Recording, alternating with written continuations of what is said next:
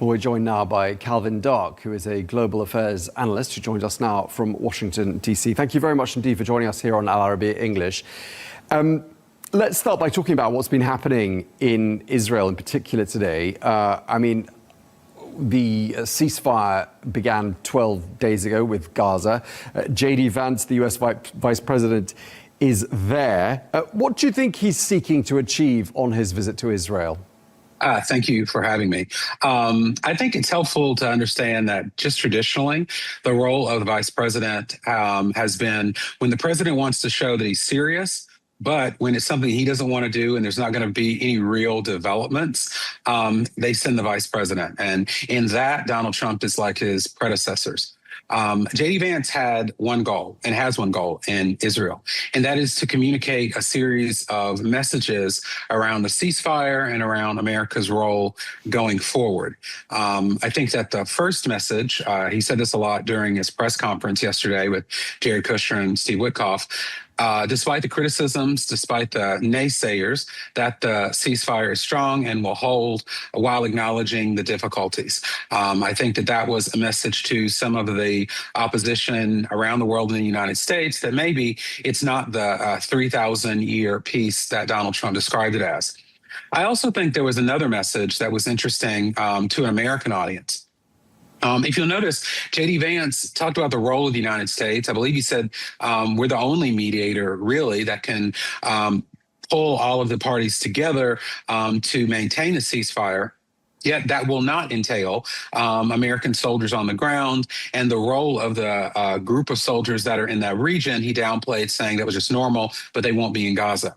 That was really important because there is growing angst in Donald Trump's base in the United States because they want the victory. They want to be able to talk about the ceasefire and the Trump peace, but they don't want the follow through because the follow through in the Middle East from the United States points of view generally is a decades-long war. And so J.D. Vance was trying to reassure Trump's base in the United States that although America is the leader in bringing this peace, it won't look like Afghanistan, Iraq, Afghanistan, and the list goes on. So I think bringing home those messages was J.D. Vance's main goal. Right, and this is all, of course, 10 days or so since President Trump himself was there. So perhaps keeping momentum alive by sending his vice president as well. And we heard J.D. Vance saying that, this ceasefire deal is going, he said, better than expected. He said, quote, "I feel very optimistic based on the conversations we've had here and with our Gulf Arab friends.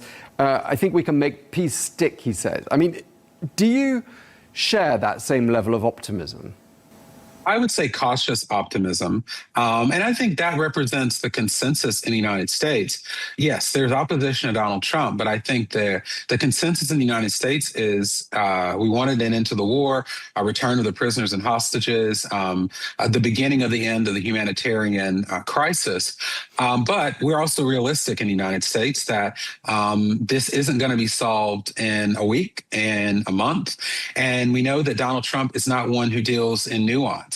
Everything is always the best, the biggest, the final, permanent. And while J.D. Vance may understand that that is hardly the case in this particular instance, he is there to carry Donald Trump's message. And that is why you see this optimism that sometimes kind of glosses over very real questions about the second stage of this peace deal. Right. So you seem to be suggesting that, in fact, the next stage is going to be perhaps the harder part of implementing this ceasefire deal. Yes, and I think that the majority of the legitimate criticisms of this process from the United States are the fact that if you look at the 20-point plan, there aren't details. And it doesn't seem as if the current efforts focus on the problem at the root of the issue. And even though those are mentioned, like I think there's vague language on a path to aspirations of statehood, several layers of diplomatic language, where are the details? Because there have been ceasefires in the past. The problem has been, how do we address those underlying issues? How do we address the very real current facts on the ground about there's a return of the Palestinians to Gaza, but return to what? And who is going to make sure that that doesn't turn into another humanitarian crisis? Is the United States, for example, the right mediator between the parties? Or are they there to execute what Netanyahu and Israel want? A lot of legitimate questions with not a lot of details in the answers. And I think that's the base of a lot of the skepticism we have in the United States.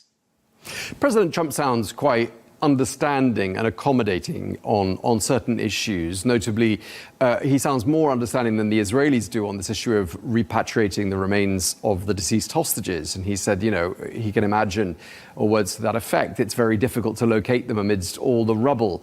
And he's demonstrated a little bit more flexibility on that issue. I mean, Israel's considerably less flexible on this. Do you think this is a reflection of President Trump's desire to make sure that this plan does not collapse, that this ceasefire deal remains in place? I think it's an indicator that Donald Trump realizes what I and a lot of the world realize, that Netanyahu is going to look for any way he can to not comply with the principles behind this deal if it is not what he believes is good for Israel. And Donald Trump understands that if, for example, with the return of the bodies, yes, that's a part of this first stage. And yes, Netanyahu, even threatened to stop the restarted humanitarian aid because of it. And Donald Trump understands that it's not because Netanyahu doesn't understand that there is a logistical, practical issue with it. Trump understands he's going to look for any way to manipulate the deal to his advantage. And so I think that's why we see this flexibility from Trump's part, in that he now owns this piece. And by owning this piece, he also owns it if it breaks. And he knows what Netanyahu wants to do. So when it comes to this issue of returning of the bodies, he himself said, J.D. Vance said, there are logistical concerns. There are even issues about, can Hamas even get the tools that Israel wasn't letting in to do what they're supposed to do in the first part of the agreement? And I do have to say that is something I think Donald Trump should be applauded for, because most presidents in the past hadn't been willing to call out what we all see. And I think the fact that he said, hey, we need to be flexible on this because this is a logistical problem, not just because Hamas isn't committed to this deal. And Calvin, obviously, you're across this issue. You've been across Middle Eastern affairs for a long time. And there is sometimes speculation about the state of relations between US presidents and Prime Minister Netanyahu, who's been here for a very long time. And obviously at the moment, Israel looking quite isolated on the international stage, a lot of shock and anger about the humanitarian situation in Gaza. Do you think there are tensions at the moment? Do you detect any signs of friction between President Trump and Prime Minister Netanyahu? I think between President Trump and Netanyahu, there have been friction because we know that Donald, for good or bad, Donald Trump's motivation is, how does he appear in this particular situation? And we saw that when it seemed that what Netanyahu was doing was standing in the way of Donald Trump's aspirations to be the deal maker, to get the prize, sometimes the literal prize, the Nobel Peace Prize, he stands up against him. But we also know that, I think at the heart of the issue, Donald Trump wants to have good relations with Netanyahu because there's a political advantage in it. And as you mentioned, like the kind of sometimes optimism, you kind of wonder where it's coming from.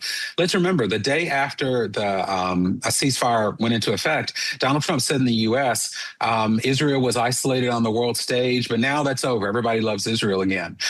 I think that's a sign of Donald Trump trying to speak it into existence, kind of optimism. And so I think we will see more of that because he wants the relations to improve, or at least appear improved. The problem is that they're deep in the United States and that it goes beyond Netanyahu and Donald Trump. There's damage to Israel's reputation, particularly its political weight in the United States, I think, for at least a generation. And I don't think a successful ceasefire or even a successful second stage is going to really change that in the near future.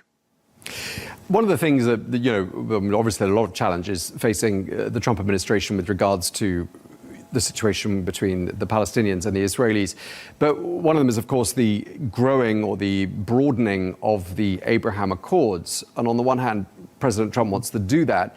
And on the other hand, the states that are yet to sign up to the Abraham Accords have made their positions extremely clear. For example, on the issue of Palestinian statehood. And then we've heard Prime Minister Netanyahu saying when the ink wasn't even dry on the 20-point plan, well, that's never going to happen, or words to that effect. How does President Trump reconcile those two things and bring the Abraham Accords forward, grow them, which is something he wants to do, and at the same time manage Netanyahu's expectations?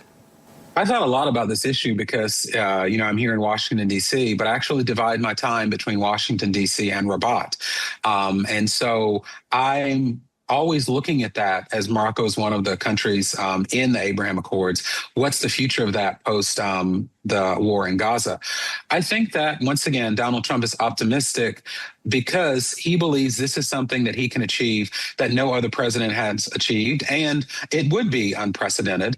I also believe that Donald Trump thinks that those obstacles that have stood in the way of normalization with Israel and other countries in the region is because people are making it more complicated than it has to be. I don't think Donald Trump realizes that he doesn't think at the end of the day, the very, very fixed positions on the issue of Israel-Palestine from the cultural, religious, political standpoint are really that important if there is money in the mix. And I say that because I believe Donald Trump thinks that, for decades, people have said it's an intractable position. One side says there has to be a Palestinian state. One side says that's absolutely not in the cards. But if there is investment, if there is prosperity, if there is a chance to be a big partner with the United States, people might change their tune because at the end of the day, he's a businessman and he thinks that money is at the heart of any deal that's going to last. I think that's a lot more complicated than that, but I think that's Donald Trump's bet that he's making, that if he's able to secure this investment, this security cooperation, military cooperation, that maybe people won't see it as intractable as they had figuring out what to do between Israel and Palestine. Just lastly, Calvin, and briefly, if you don't mind, I mean, do you see President Trump succeeding where 14 U.S. presidents, that's the 14 presidents since Israel was established in 1948, do you see him succeeding where those 14 have failed? Overall, I want him to succeed because I believe that's good for the region and good for America. I am realistic, though, that I don't think Donald Trump has the tools for success, meaning a team that's dedicated with a plan, with details, and a president that's dedicated to the follow-up, not just the peace ceremony. If he can get those things, then I think he has a really good chance, but it's going to be an uphill battle. All right. We really appreciate you sharing that with us. Calvin Dark, Global Affairs Analyst, thank you very much indeed for taking the time to speak to us. Thank you.